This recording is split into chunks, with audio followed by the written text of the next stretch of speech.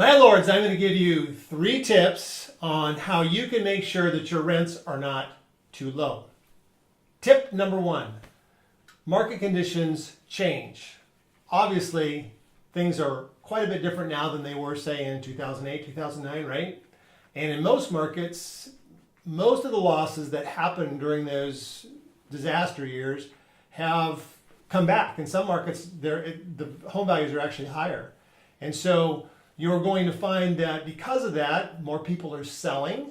And right now, there's actually net loss in terms of rental properties in some markets, which all that means, simple supply and demand, right? That means that rents are probably going up because there's another thing that's happening. More people are wanting to rent. More boomers are wanting to rent. More millennials are wanting to rent. And people are a little bit spooked about actually owning homes, and there's not a lot of inventory for them to buy anyway. And so there's more people competing for fewer homes. That drives rents up. And it's pretty easy to lose track of that, honestly, unless you're really in it every day. And so the first tip that I'm going to give you is you need to get on top of that process. You need to see really where the market is right now because it has changed. Okay? The second tip I'm going to give you to make sure that your rents are not set too low is to encourage you to get a professional analysis. Now, I don't know if you've done kind of a do-it-yourself, you've looked on Zillow or you've looked on Craigslist and tried to kind of figure things out, or you kind of took a survey of the neighborhood and made a guess.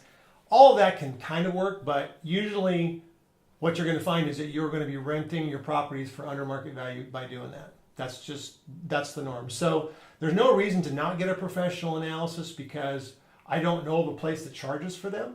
So you may as well get it done. Just get in contact with a property management company and get a professional analysis. Because honestly, when was the last time you had it done? You should be evaluating your rents at the bare minimum once a year. Bare minimum once a year. And get a professional in there. Have them take a look. They're in the marketplace every day. They can tell you neighborhood by neighborhood. It can sometimes vary. So don't count on your friends or family or what has gone for in the past. Get a professional in there to get some eyeballs on it, at least to look at some comparables, because they will know. Rental comparables are very hard to find, and they're not as easily found online. And so I would not trust Zillow, to be honest with you, with what they say. Those are all automated. You need a human being who is experienced in the marketplace to really, truly tell you where the market rent should be.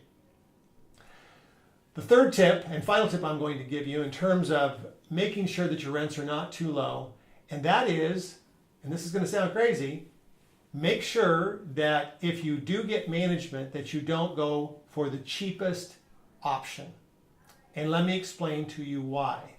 If you get your property managed by someone who is a low-cost provider, they, by very virtue of the fact that money makes people pay attention and there's less money means they pay less attention, that you're going to get them paying less attention to your property. And they care a lot less about the details. For example, whether your property is rented at full price or not. They're the cheap service providers, so they're going to get in and get out. And they may tell you, and I'm not saying that people are unethical just because they charge charge low fees, excuse me.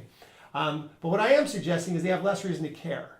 And somebody who gets paid a fair price is going to typically care and be a little bit more thorough.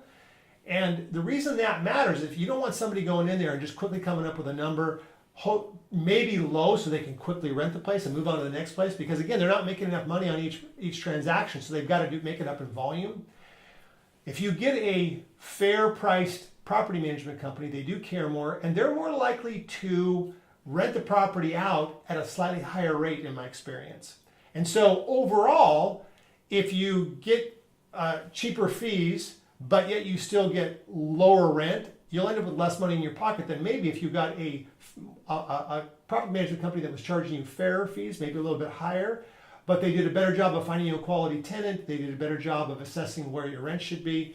And so in the end, it's not just about how high you can set the rents. It's also about what the property management company might advise you to do in terms of how low your rents need to go. Because the market price might be up here. The property management company might say to go down here so they can rent it faster, I guess what I'm saying.